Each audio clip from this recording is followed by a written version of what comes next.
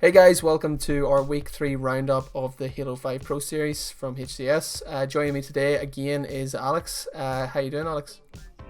I'm doing great, Kalen. How about yourself? Uh, it's fine. Quiet week for me, but not a quiet week in terms of the Halo 5 Pro Series this week. What have you been watching in particular? Specifically, my team and I, the watch party over in NA, have been covering the the NA stuff, and it's just been a wild week. We've seen some crazy upsets. We've seen some dominant performances out of the top guys, and just all across the scene, people are working hard. So first up on our list of roundup today is from the LATAM region, and we're going to jump over to a wee video from our friends over in Halo Colombia, who they will give us a bit of a roundup of what happened in week 3 of the Pro Series over there. Hey everyone, I'm Biological from Halo Colombia, and I will tell you about this week, the week 3 in the Halo 5 Pro Series, what happened here in LATAM. We have more than 35 teams described in the bracket, and we have the top 8 teams formed majorly by Colombian and Mexican players. The top 4 teams was a tie in the 3rd place between Premier B2 and Stormy Kiles formed by Colombian and Mexican players. The Grand Finals was between Fire and Ice, with a roster with 3 Mexican and 1 Colombian players, and Liga del Mal. These last ones wins the series and show their amazing skills, show how about LATAM will show you everyone in this next Pro Series and the next Halo Infinity Championship. Liga del Mal is formed by some new face as Chapin Bottoms, 2 of the top Mexican and best players, Atzo and Riff, and 1 of the top Colombian players, Pelugot.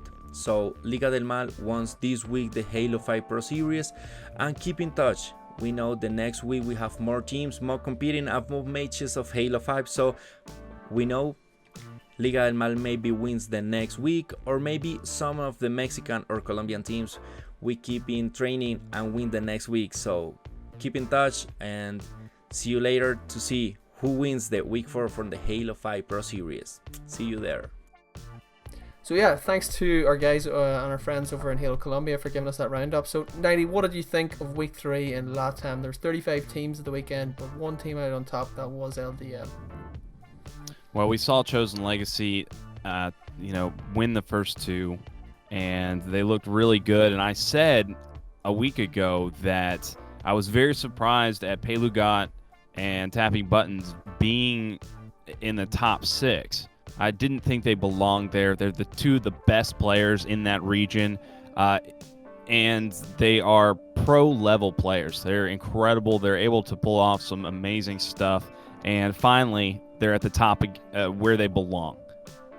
Yes, and Fire and Ice, obviously the champions from the previous 2 weeks, so it means there's going to be a good bit of competition for that region in the near future. Yeah, for sure. I think the back and forth between the 2 teams, and then also seeing some other players down there holding their own, is starting to bring up the competition and bring up the hype for everybody. It's looking really good down there. So over to our friends from Halo Australia, who are going to give us another bit of a roundup coming from the NZ region. So over to you guys. G'day, SSJ4 from Halo Australia here, giving you the rundown of what happened at Cup number 3 of the HCS Pro Series.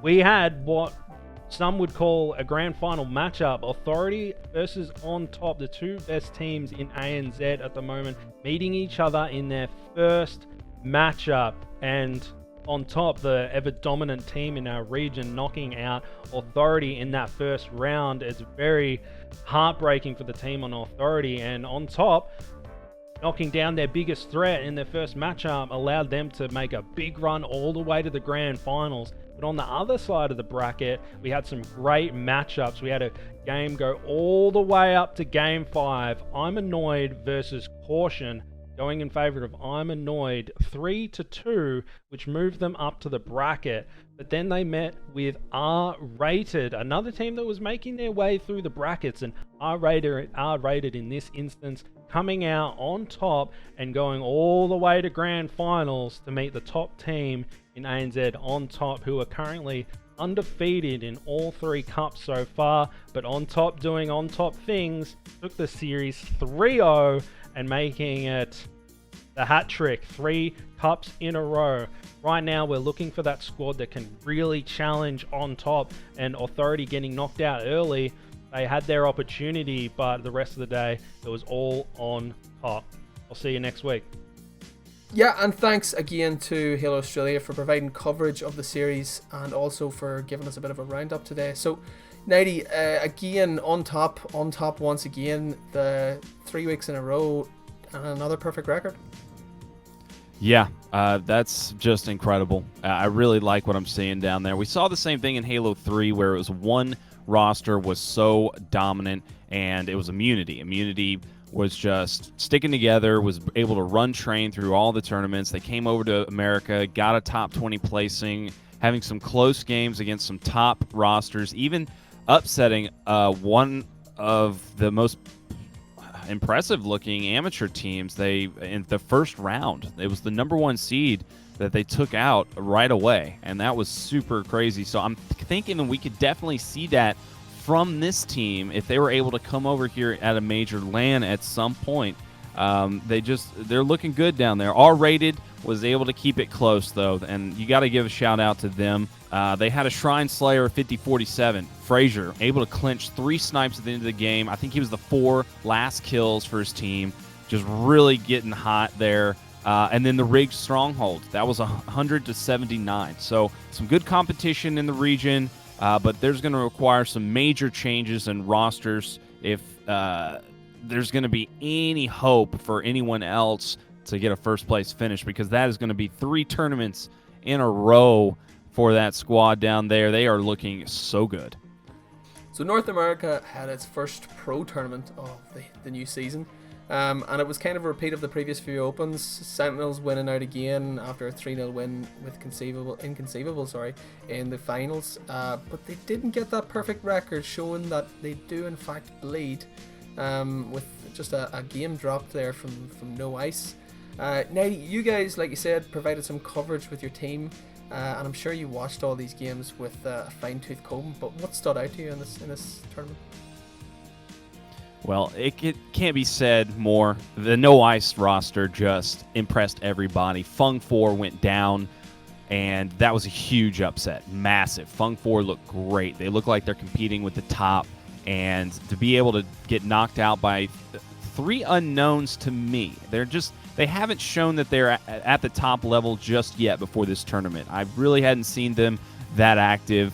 Dragon, JK, they just were performing excellent in this tournament, did exceptionally well. The only player we really knew much about was Gold Star.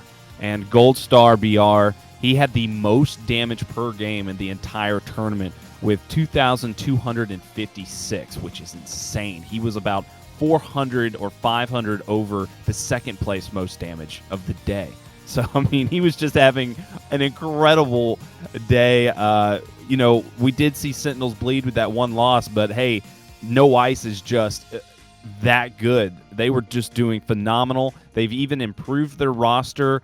As we're speaking right now, they're still trying to improve their roster, and you can just see that these guys want it. They have that hunger, and I'm excited to see what we have in store for the future from these boys. It's just such a big shakeup to see guys with these names, people that we really haven't seen much of, come into the scene and be able to perform at the top. They were in the top 4 playing against Sentinels. I mean, that is just so good to see, and it gives a lot of hope to the amateurs, and it builds the scene a lot better.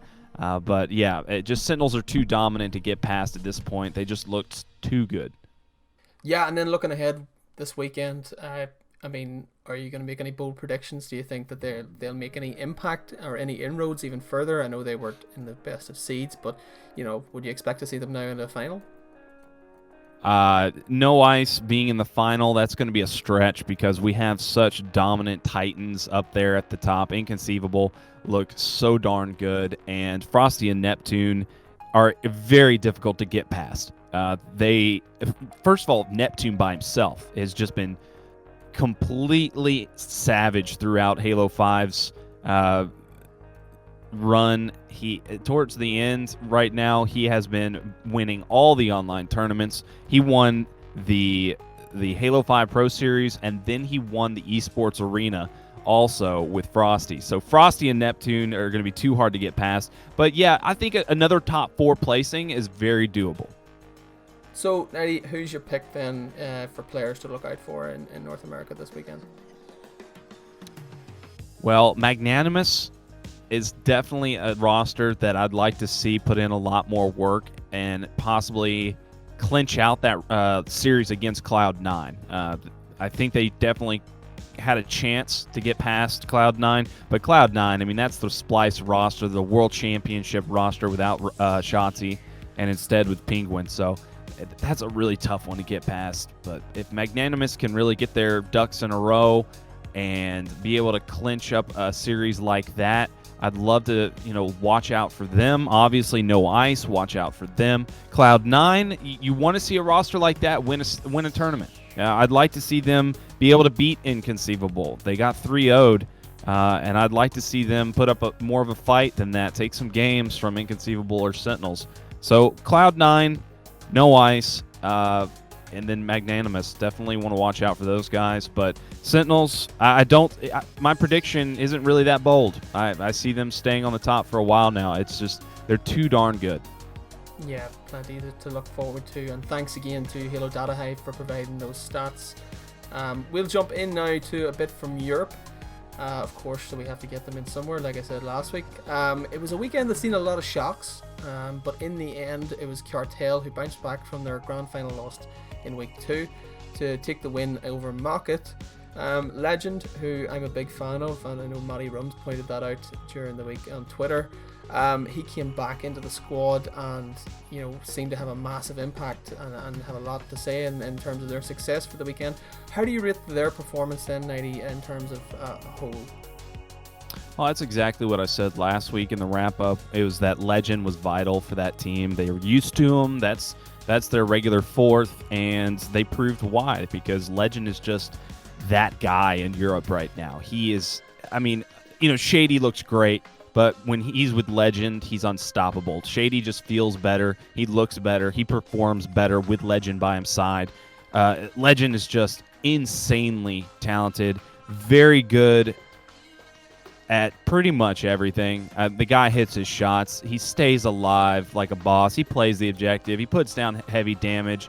He really knows what to do in every situation, and he doesn't hesitate. He's just a great tournament player so far from what we've witnessed in online tournaments. It's yet to be seen what he can do against the best of the best, but I'm really loving so far what he has shown he's capable of. Shady, at one point, he was 15-2 on Sanctuary Slayer, which, I only think he had one death in the first half of the game. He went on a super run there, just totally dominating Mocket at one point, and it was just insane. So both of those guys showing that Cartel is strong. It is tough to beat that team. I really love that Legend is back at it, and I hope to see that roster stay at the top because they just look so promising. SLG too. When SLG was set up on Ring 3 with Snipe, they could not get him down. No team could get him off of Ring 3 because the rest of the team, Shady, Legend, and Sicko, were just being so aggressive and being so dominant with their pistols. So one of those teams that dominated Mocket in the previous week, and a lot of people had favoured to win in week 3, was Power, but they lost out to a player that you featured in our roundup last week, Mista, who was in the final form squad. That was an epic series. It went to a game 5. I caught some of the streams at the back of it and probably was the shock of the cup. What does a win like that do for a community like that the team that was on top last week has been toppled? Well, they did get topped by Meista, Precisionite, and Speed, which we all know those names. We've seen them at the top many times before. Meista, not so much. He's definitely an up-and-comer, but we saw Precisionite in the finals with Cartel, and we've seen Speed up there as well.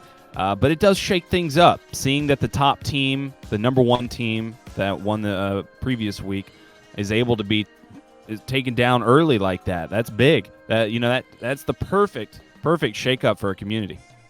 Yeah, like Mockett, who went on to get to the grand finals, they went up against a Final Form team who was just fresh off beating Power, and somehow pulled a result out of there too, to make it to finals. It was a pretty brilliant tournament in my view. Anyway, we had these shocks and back and forths, and it really, I think, boosted morale within the scene. Yeah, individually for sure, we saw Batchford have a great tournament, and we expect that from him. Individually, we also saw great things out of Precision Knight and Maista, which you want to see time and time again. You want to see these guys that are coming up from the bottom and making their way at the top. There's always room at the top, and these guys are making it. They are creating these opportunities for themselves and winning out these close series against the best of the best.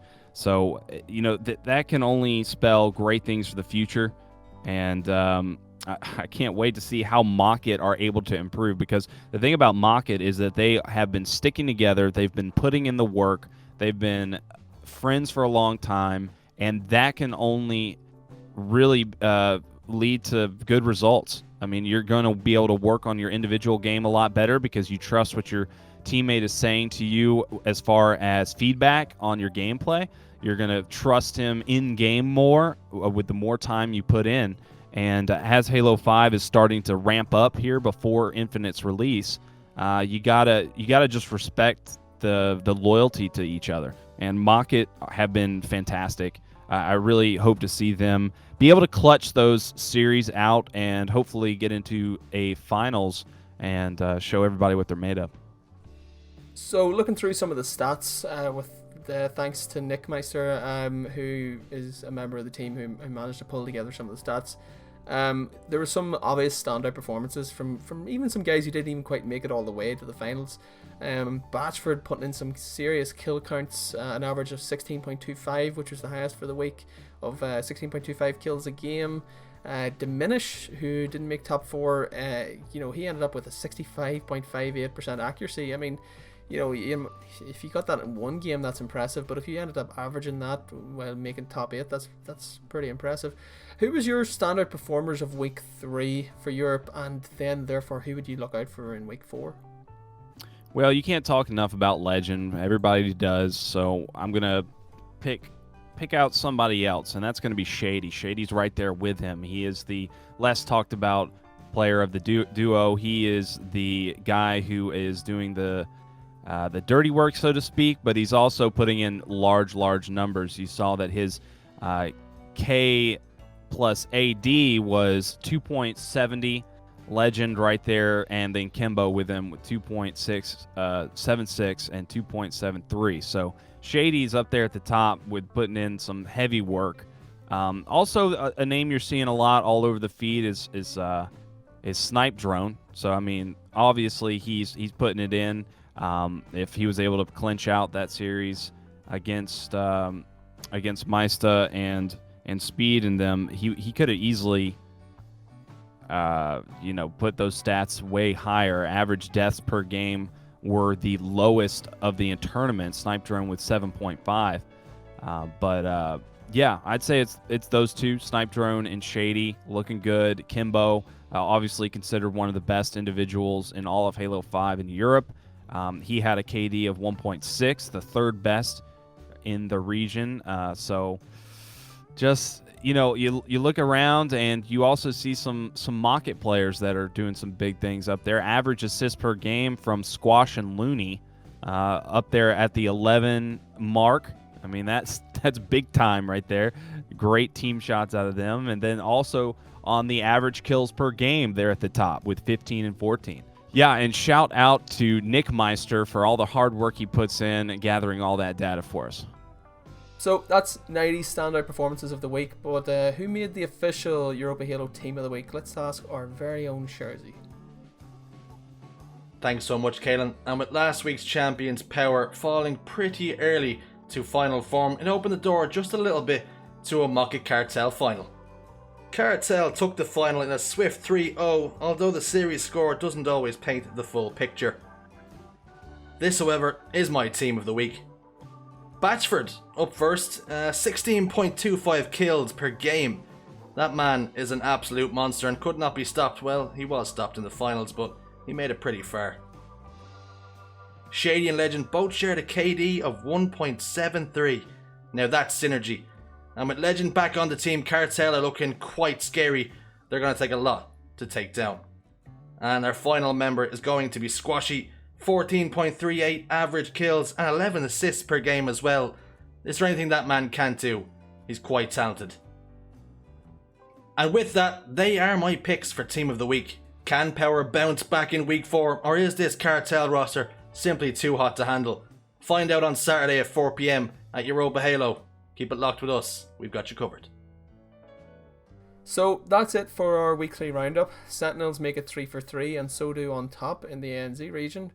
A new winner in the LATAM region, with LDM winning, and then Legends Return has taken the win for Cartel in Europe. It sets up a very tasty Week 4. My thanks as always to Alex for joining us and coming on today. We hope we see you back again next week. So what's your final parting words for us today?